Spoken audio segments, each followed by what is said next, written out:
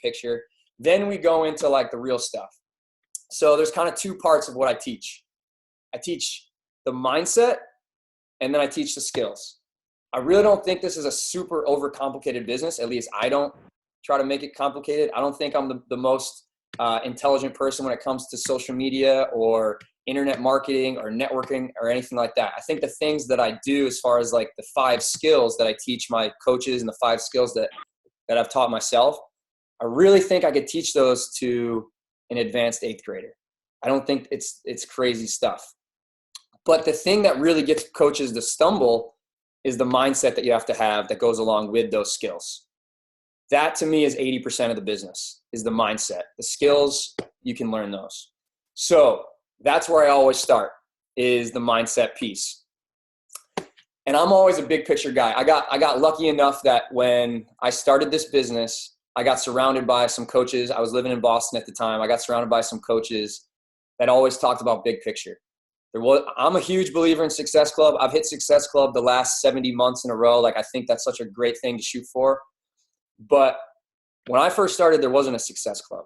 And we didn't focus on Success Club. It didn't exist. What we focused on was the big picture. And the big picture was find 5 leaders that want to do this with you. So that was always my MO, because I had 2 really successful guys that lived in Boston that were former attorneys that I saw them build 6-figure incomes with this business. And they always said that. They said, find 5 leaders. So I always focused on that. And what I found was once a coach finds 2 or 3 leaders, then their business takes off. 5 is awesome. To be able to find 5 rock stars is great. But if you find 2 or 3, that's all you need. And they don't even have to be personally sponsored. You could bring someone in that's doing this business and they're kind of halfway in, halfway out, but they bring someone in that really wants to do it, and that's where your attention goes, and you turn them into a leader. Boom. The 2 or 3 leaders you need, they could be personally sponsored or not. They could be 2 or 3 or 5 levels deep. You got to find the people that really want to do this and work with them and develop those 2 or 3 leaders. Cool. So the catch with that is to find those 2 or 3 leaders. They're usually going to be people that are pretty smart. They're people that are going to kind of sit back and watch for a while. And they're going to wait to see, is this something that you're serious about? And is this a real opportunity? And the only way you can prove that to them is by consistency and time. People are going to sit back and watch you guys do this for a long time. And they're going to say to themselves, is this person serious? Is this thing real? And they're going to watch to see how consistent you stay with this. So what I've always noticed, what I've always tried to figure out is how come some coaches stay really consistent with it and some don't. And what I found is it kind of comes down to 2 things. It comes down to your why. It comes down to your belief. Your why is something that's going to fuel you to do this business every day. It's the thing that's going to get you to show up every day. Not just the business, but also like your own workouts. Your why can be personal to you with your fitness and your mindset, but also personal to you with the income you want to make, the lifestyle you want to create. It can be, part of it can be something to do with wanting to do something that really makes an impact in the world. Something that's bigger than yourself, being a part of something bigger than you, that's doing something pretty cool. Your why is going to be more than just one thing. So what I do with my coaches is I have them create a why list. A list of things from the small to the big that are going to fuel them to show up on the days they don't feel like it and make time on the days they don't have time. And some of the small stuff is really as just important as some of the big stuff, because if you're not knocking off the little stuff, you're not going to stick around long enough to knock off the big stuff.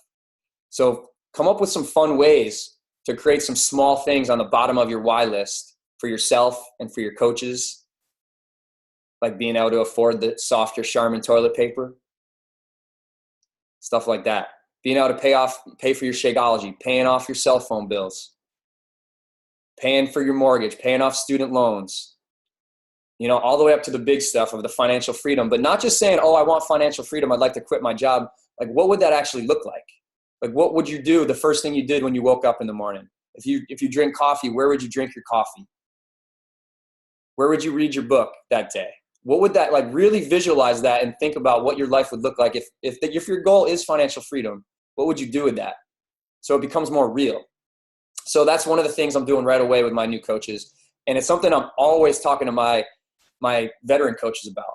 the first thing I ask my coaches when I get on a call with them is, what's your why? Even if I know what it is, I want them to say it, because most coaches, the only time they talk about their why is when someone asks them what it is, and then they don't really even believe it. They just say something that sounds kind of cool.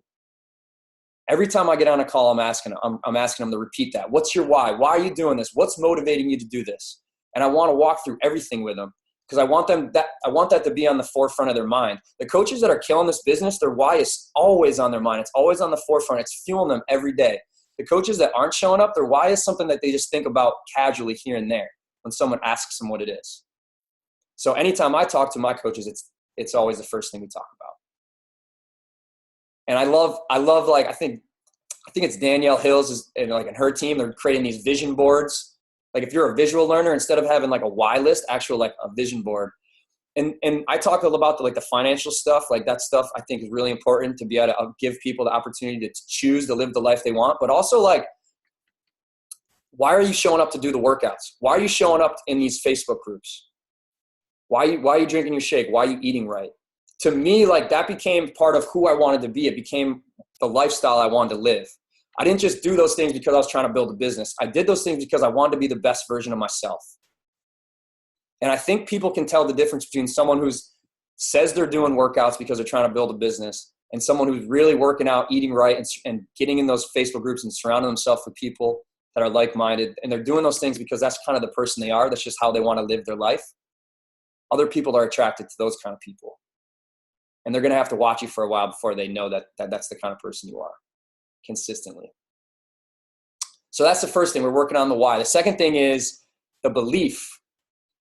The belief that the things you're doing every day are actually going to get you to everything on that why list. Because you could have the greatest why list or this greatest vision board of all this amazing things you want to do and accomplish in your life and the lives you want to change. But if you don't really believe the things you're doing every day are actually going to get you there, you're probably not going to do those things every day. You might do them when you feel like it, but you're not going to do them when you don't feel like it. So we got to help our coaches create this really strong belief that the things they're doing every day are actually going to get them to everything they have on that why list. And the way I do that is by starting big picture, because I've always been like a big picture guy, and then reverse engineering it back to the little things we're telling them to do every day. So anything you guys have on your why list, the big stuff. If you guys want to do something that's going to impact a ton of lives, way more than you ever could on your own, or if you want to create a 6-figure income and create all this financial freedom in your life, the way you're going to do any of that stuff is going to be what I talked about at the very beginning. Developing 2 or 3 leaders that really want to do this with you. 2 or 3 people that believe in the workouts as much as you, that believe in Shakeology as much as you, that love living a healthy lifestyle as much as you, that want to invite other people along on that journey as much as you, that understand that the coaches are the glue to this whole thing as much as you understand that. But the only way you're going to be able to find and attract those kind of people is by showing up every day on your own journey first. Because people need to watch for a while. Those kind of people that you want, those 2 or 3 leaders, they're going to be people that love the product. So they're probably going to come out of your challenge groups. This girl's cracking me up, Leah. They're going to come out of your challenge groups because 2 reasons. The reason they got to come out of your challenge groups, and I've tried this business every different way you can think of. I've tried to lead with the business. I've led with the products. I've led with a combination. I've led with all of it. The thing that's going to get you the best coaches, the coaches you really want to work with, the ones that are going to stick around, is getting people that, 1, fall in love with the products, and 2, fall in love with what we do as coaches. The products are the greatest products in the world, hands down. If you use them, they work. But most people don't use them consistently, and that's why the coaches and our challenge groups with our community and our support are the glue of the whole thing. And when someone goes through one of my challenge groups or one of your challenge groups, they're going to fall in love with not only the products, but they're going to fall in love with the experience we give them, the community that we provide. And they're going to see that the coaches and the community we create, that's the glue. So those leaders you want, the people that believe in that kind of stuff, they're coming from the challenge groups. And the only way you're going to get people into the challenge groups is by doing the 5 skills I'm going to talk about consistently over time. So I'm sure a lot of you guys have heard me talk about this a little bit, but the biggest thing that I see coaches mess up on is they struggle with the consistency piece. And so they understand that we talk about, okay, people need to sit back and watch you for a while before they're going to be ready to get on board. They're going to say no, and then they're going to watch. They're not going to comment on anything you post. They're not going to like anything you post, but they are watching always. And you guys probably know this. If you guys gone out and you see someone and they go, oh my God, I see what you're doing. Like, I think it's so cool. And you think to yourself, this person's never commented or liked anything I've ever posted. Anyone ever had that happen to them a bunch of times?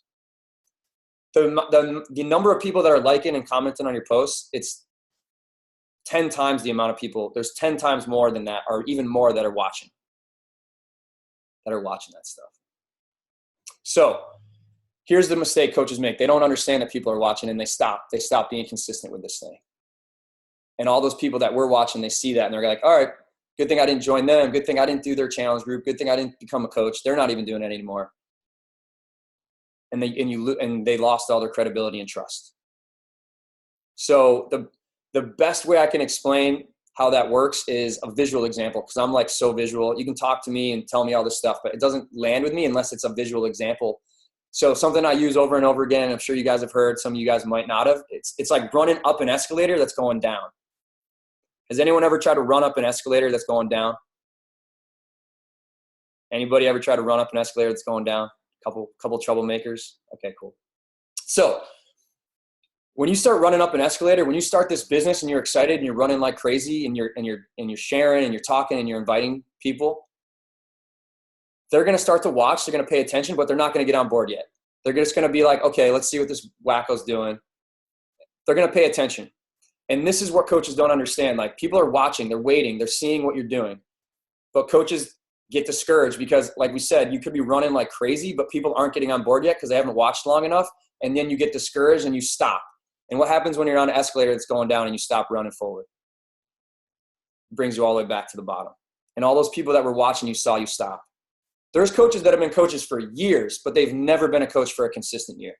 And that's a big reason they haven't had the success they really want. So, and I'm one of them. Like, I was a coach for 4 years before I had any success with this thing. For 4 years, my first 4 years, I had very, very little success because I would get on the escalator after an event or a call or a phone call or something like that, and I'd get all excited, and I'd get back on the escalator, and I'd start running like crazy, and people started noticing what I was doing, and maybe I got some coaches on board. But then life got in the way, and I got discouraged or whatever. I started thinking it's not moving as fast as I want, and I took a break. And everyone that was watching, they saw me stop, and I lost all my trust and credibility from them. And even what's worse is when I stopped and I started going back down the escalator during those first 4 years, the few coaches I did have on board with me that were doing it with me, they saw me stop, and they saw me going back down the escalator. And they're like, where are you going, dude? Like, you're not even doing this anymore. Why would I do this? And they stopped. And then my whole team stopped. I did this to myself over and over again for 4 years. And I finally got to a point in my life where I was like, I was sick and tired of having year after year go by and be in the exact same position I was, which was at a job that I didn't love, not excited to get out of bed in the morning, kind of going through the motions. And I finally got to a point where I started seeing all these other coaches start after me and stay consistent and start to blow it up. And maybe some of you guys on this call have been coaches for a while, and you've seen coaches that have been coaches for less time than you, but they're having more success because they're just staying a little bit more consistent. That's how I felt. And it pissed me off. I was like, these coaches are killing it because they're not doing anything different than me. It's because they're staying more consistent. And that's when I decided I was going to make this like my lifestyle. I was going to do this because this is what I wanted to do. I just felt better when I was working out and eating right and sharing that with other people and inviting other people to join my free Facebook group. And I needed to do that. And I said, that's what I'm going to do. If people want to join me, cool. If they don't, cool. But I'm doing this because this is just how I feel the best.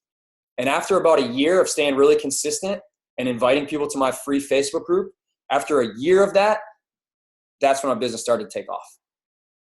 But no one ever wants to talk about that. Everyone wants to talk about when everything took off and all excited and exploded and all that stuff. But no one wants to talk about the year that I put in where I didn't really have any success, but I was inviting every day. I was showing up to my workouts every day. I was sharing in my free Facebook group every day, connecting with people, asking people to be co-leaders in the group every day. Signed 2 coaches that year, I think. But that was the foundation that ended up blowing up my business the next year after that. So once coaches kind of have that understanding, they have that mindset, they have the strong why and the strong belief, then we can get into the skills. But if they don't have that mindset, then it's a waste of time to teach them the skills, because they're not going to stay consistent with the skills long enough for the results to show up. So I start there. Cool. When I do these 20-minute Zoom calls with people, with coaches, whether it's a veteran or a new coach, there's 3 questions I always ask. What's your why? How are you going to get there? What's the biggest obstacle or doubt standing in your way? What's your why? How are you going to get there? What's the biggest obstacle or doubt that's going to stand in your way? And those 3 questions, the reason I ask those 3 questions is hitting on their why and their belief, because those are the foundation of their business. So the first is, what's your why? The second is, how are you going to get there? And the way they're going to get there is what we talked about. They got to stay on the escalator consistently for that full year. That's now they understand. They got their why. They understand. They see the big picture. They got to find those leaders. The leaders are going to come from the escalator. Sounds really great, right? But then now I'm going to help their belief even more by asking them, what's the biggest obstacle or doubt right now? Immediately, as soon as they verbalize their doubt, it loses a little bit of power. They hold on. People have doubts that are just like insane in their head, but when they say it out loud, they laugh about it. But when they hold it inside, they don't realize how silly it is. But as soon as they get it out, because you ask them to, and you create a safe space for them. You say, this is a judge-free zone here. Like, whatever it is, like, I want to help you get it out there. What's the biggest obstacle or doubt holding you back right now from staying consistent on this escalator? And then you can help them work through it. And people will get emotional. It's crazy, but it's cool to see, because you start to see them break down these like mental barriers that they have set up, that their brains created to keep them in this comfort zone from having all the success. I really spend a lot of time on this. I know you guys are like, all right, when's the skills? But this I really do believe is 80% of the business, honestly, because this is where coaches falter or where they succeed. So, all right, enough about the why and the belief, the escalator mindset. I'm going to jump into the skills. Okay, cool with you guys. So here's another limiting belief that this kind of leads great into the 5 skills I teach the coaches. One limiting belief that a lot of coaches have when I get to that third question, they go, I don't really know what I'm doing. How am I going to be able to teach a coach? And so they're like afraid to ask people to be coaches, because they don't really know what they're doing themselves a little bit, and they are afraid that they're not going to know how to teach a coach. And so when they're inviting other people to take a look at coaching, they're doing it like with hesitation, and other people can sense that. So a lot of people aren't going to sign up as coaches because they can feel your hesitation. So the way I help my coaches stop having so much fear around being able to teach coaches is these 5 skills. And I tell them, I go, if you can get comfortable with these 5 skills, and you can get your coaches comfortable with these 5 skills, you're going to have a team of coaches that are just going to explode. You don't have to look around and wonder, oh my God, they're doing something different over there, or they're doing something I'm not doing. If you can get really comfortable with these 5 skills and get your coaches comfortable with these 5, your team's going to explode. I'm telling you. So what I do is I have my coaches, have them rank themselves in each skill from 1 to 10. And I try to help them get to an 8, at least an 8 on scale of 1 to 10 in all 5 skills. And then I have them do that same thing with their coaches. And the coaches that are getting to an 8 in all 5, and then helping their coaches get to an 8 in all 5, they're the coaches that are killing it right now. And they're building these teams that are starting to really see a ton of momentum, which is really cool to see. So the first skill is posting on social media. Sharing your journey on social media. So you got to be on a journey of your own to be able to share your journey on social media. So you got to be reading personal development every day. You got to be drinking your shakes every day, eating right, doing your workouts, push and play every day. You got to be on that journey to be able to share that journey on social media. A couple things. One thing, I think it was Chalene Johnson talked about, when you're posting, there's 3 things, 3 different categories it should fit into. It should either be inspiring, informative, or entertaining. Inspiring, informative, or entertaining. Another really cool thing I like to think about when I'm posting is, and I like to help my coaches with, what are 3 areas of life that you really enjoy helping your coaches with? What are 3 areas of life that you just want to help anybody with? What are 3 areas of life that you're most passionate about improving yourself?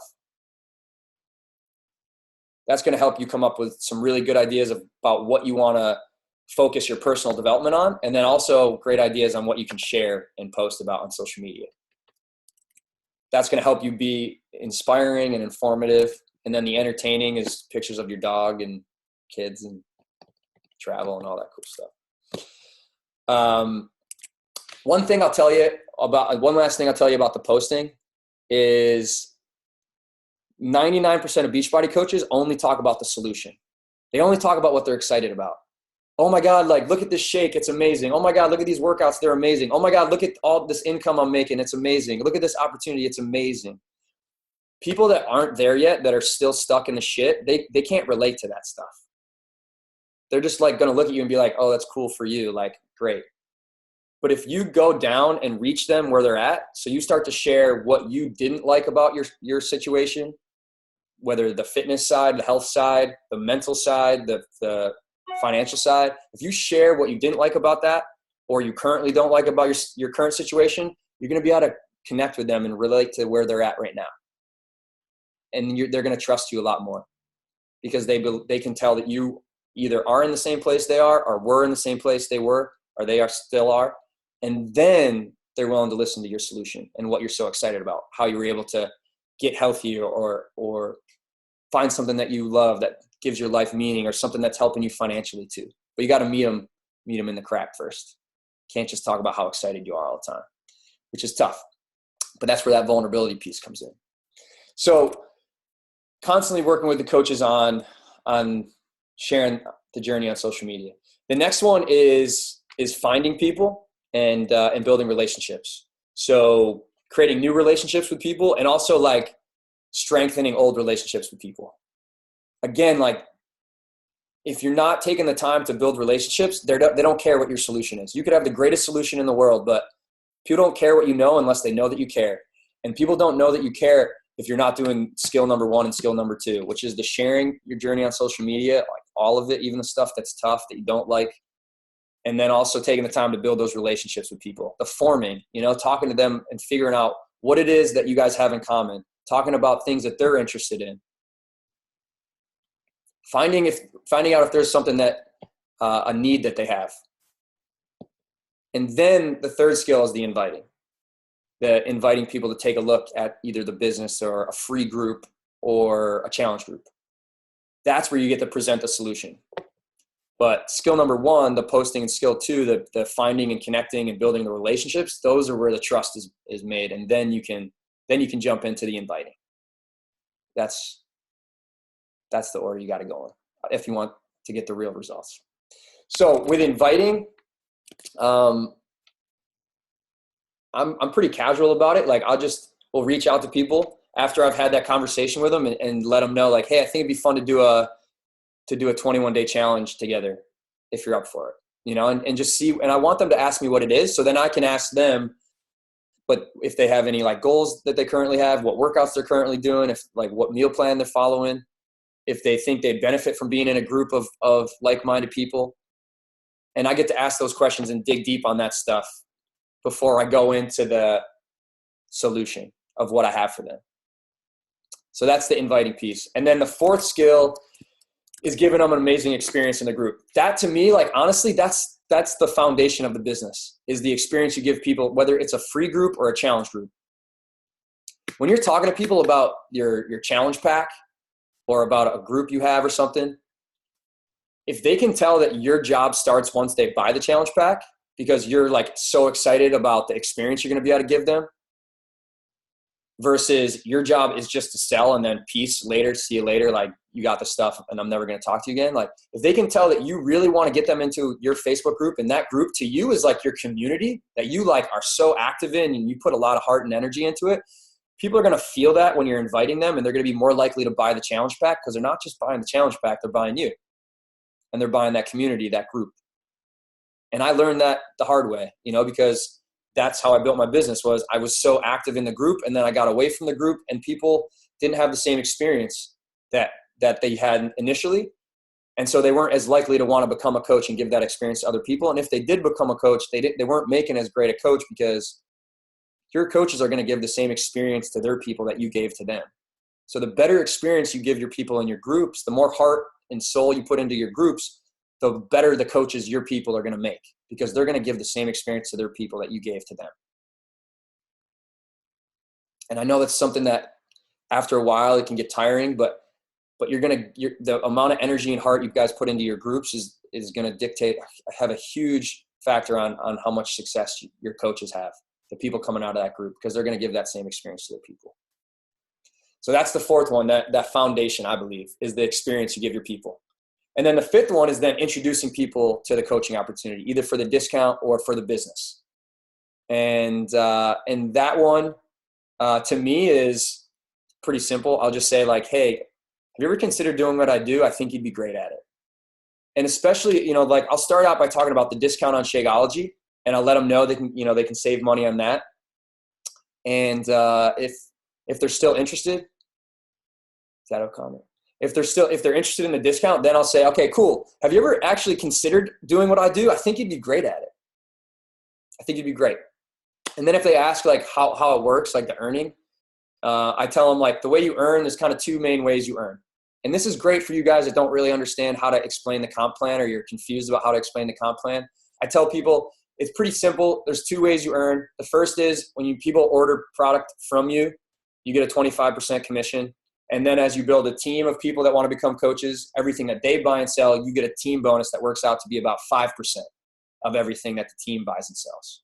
So you got your 25% commission that people order from you, and you get like a 5% team bonus based on everything that your team buys and sells. And they're like, oh, that makes sense. I can do that. So anytime, like, I got coaches that are starting to get to the point where they're getting to, like, on a scale of 1 to 10, they're getting to like an 8 in all 5 of those. They're like, okay, I'm like an 8 in posting. I'm an 8 in the building relationships. I'm getting better at the inviting. I'm at an 8. And maybe they're not an 8 at one of those things. That's where we work, and we help them get to an 8 in one of those skills. As soon as they get to, like, that 8 in each of those 5 skills, now they're going to feel more comfortable. And when they say, I don't know what to do with a new coach, I'm so confused, I'm scared, you can just tell them, take a deep breath. You got this. Like, here's your 5 skills. You're good on all 5 of these. All you got to do to help your coaches is share with them how you do these 5 skills and help them get to a 7 or an 8 in these 5 skills. And then they're going to do really well too. So you don't have to feel so flustered and be like, oh my God, I'm scatterbrained. I don't know what to do.